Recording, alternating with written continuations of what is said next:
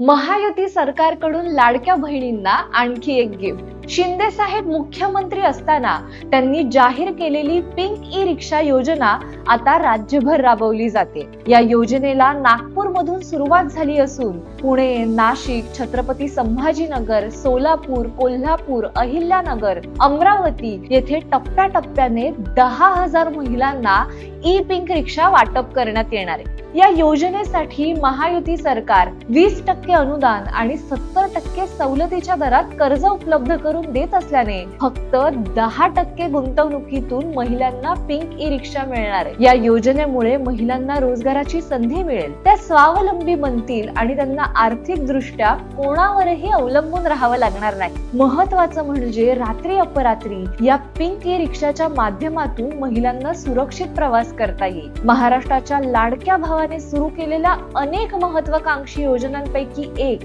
ही E pink रिक्षा योजना लाडक्या बहिणींना आणखी सक्षम करेल हे नक्की।